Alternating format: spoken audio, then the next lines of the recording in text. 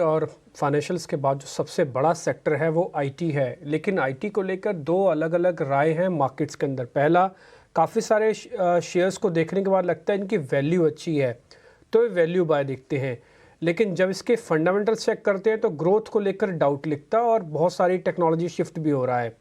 तो आप इसको रेट कैसे करते हैं आईटी कंपनीज को इस समय? ये फेयर है, अंडर वैल्यूड है या फिर अबव वैल्यूएशन है? I think you are right. IT को क्लियरली हम वैल्यू जोन में बता सकते हैं। वैल्यू जोन इसलिए है कि there is a inherent earning potential of the sector which can be much higher than what they are earning right now.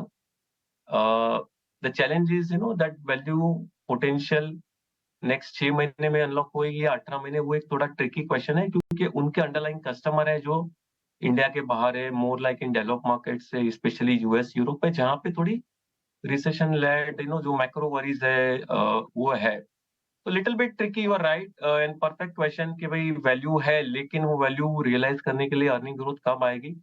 At the same time अगर हम आईटी को दूसरे अंदाज से देखें तो हर अलग अलग कंपनी की अलग अलग कस्टमर सेगमेंट है, आइदर वर्टिकल वाइज या ज्योग्राफी वाइज, और यही पीरियड में काफी आईटी कंपनीज ऐसी भी है कि जिन्होंने अपना बिजनेस काफी ग्रो किया है। ऐसा नहीं है कि हर कंपनीज को इम्पैक्ट आ रही है।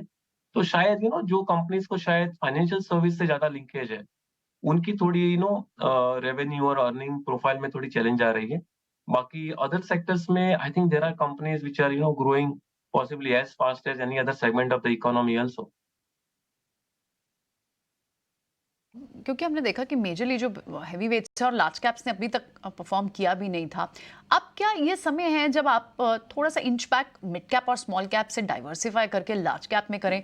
क्योंकि ओवरऑल आप देखें तो पिछले कई महीनों से जो फ्लोज भी हैं एसआईपी के, म्यूचुअल फंड्स के, वो भी majorly mid cap small cap में गए हैं, लेकिन large caps haven't moved much. क्या वहां पर वैल्यूएशन और वैल्यू जोन ज्यादा अट्रैक्टिव है? हाँ, हम प्योर वैल्यूएशन देखें तो large cap segment looks most promising right now. Large cap में सिर्फ एक ही नेगेटिव है कि जहाँ पे एफआई ओनरशिप ज्यादा है, और जब जब एफआई की सेलिंग आती है तो शायद they end up selling large cap मोर।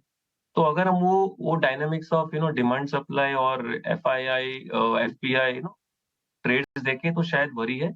लेकिन अगर हम सिर्फ वैल्यूएशन देखें, सिर्फ इकोनॉमिक ग्रोथ देखें, तो हमने देखा है कि ये net net the way economy is going for last 10 15 20 years, कभी लार्ज कैप सेक्टर की अर्निंग ज्यादा आती है, कभी मिड कैप की आती है, कभी स्मॉल में आती है, लेकिन उनकी जो इंटरलिंकेज है कि हर लार्ज कैप कंपनी के लिए कोई ना कोई स्मॉल कैप कंपनी आइदर या उसके कंज्यूमर है या तो उसके वेंडर है।